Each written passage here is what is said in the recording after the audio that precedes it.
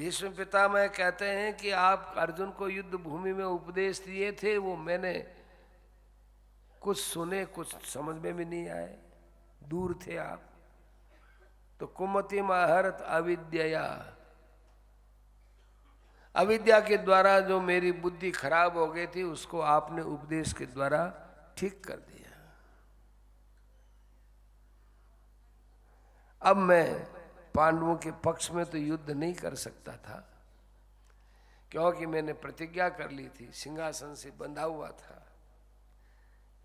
लेकिन ये मैंने प्रतिज्ञा की थी कि पांडवों में से किसी को मारूंगा नहीं। दुर्योधन ने कहा कि आपको हमारा सेनापति होना पड़ेगा, कि ठीक है वो तो जाऊंगा, लेकिन पांडवों में से किसी को मारूंगा नहीं।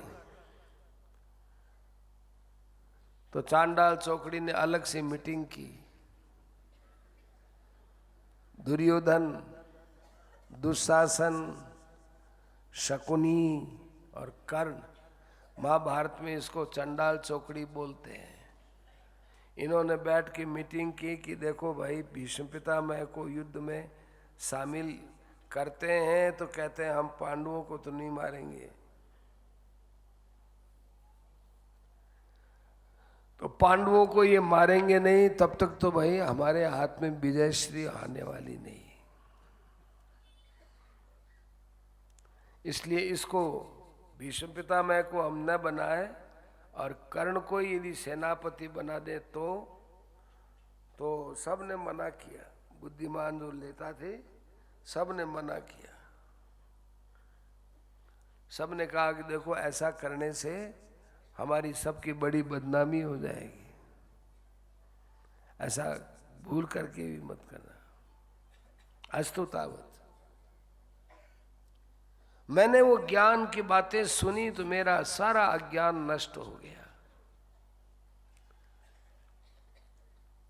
भीष्म पितामह ने कहा कि मैंने आपकी गोपियों की प्रसंग की बातें सुनी है, गोपियों के बीच में आप नाचे कूदे, मैंने सुना।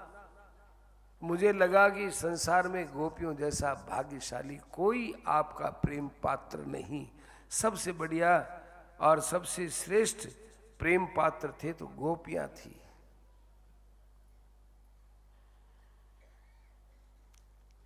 अब मेरे मन, बुद्धि, इंद्रियां आदि को आपके अंदर वैसे ही समर्पित करता हूं जैसे सूर्य संपूर्ण प्राणियों के हृदय में विराजमान रह करके और वे प्रकाश करते हैं, सबके हृदय को आलोकित करते हैं।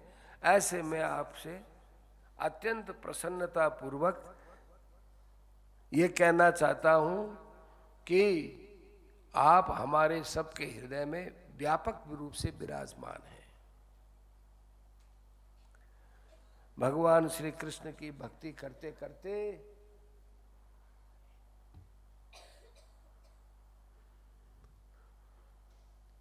देखो, एकाग्रता में ना थोड़ी सी भी बात करते हैं तो कान में आ जाते हैं। इसलिए आप चाहे नींद ले लो, भले बहुत लोग दे रहे हैं, नींद ले लो, उससे कोई बाधा नहीं, बात करते हो ठेठ कान में लगती है। कृष्ण एवं भगवती मनोदिक दृष्टि वृत्ति भी, भगवान के अंदर ध्यान लगाते लगाते उन्होंने अपने प्राण उत्सर्ग कर दिए। भीष्म पितामह के प्राण चले गए। भीष्म पितामह के प्राण के चले जाने के बाद युधिष्ठिर महाराज ने विचार किया कि इनकी ऐसी जगह पर अंतिम क्रिया की जाए जहां आज तक नहीं हुई हो, किसी की भी न हुई हो, किसी की भी न हुई हो।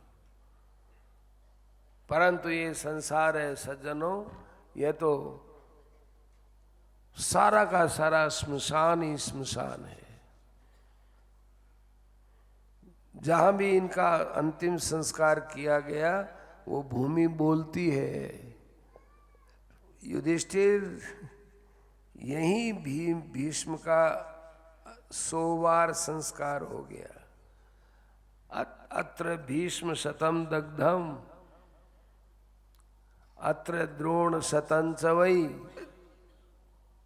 जहां तुमने द्रोणाचार्य का अंतिम संस्कार किया है वहां पर 100 बार उनका अंतिम संस्कार हो चुका है, 100 बार।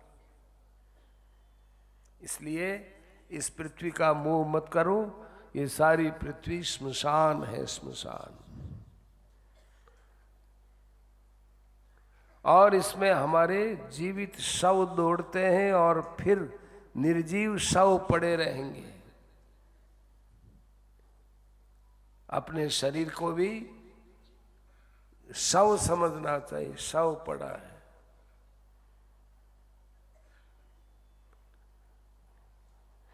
इसलिए शरीरों में और स्थानों में मोह नहीं रखना चाहिए। नई अपडेट्स पाने के लिए जय श्री लाइव टीवी के YouTube चैनल को सब्सक्राइब करें और नोटिफिकेशन बेल पर क्लिक करके वीडियोस का आनंद लें।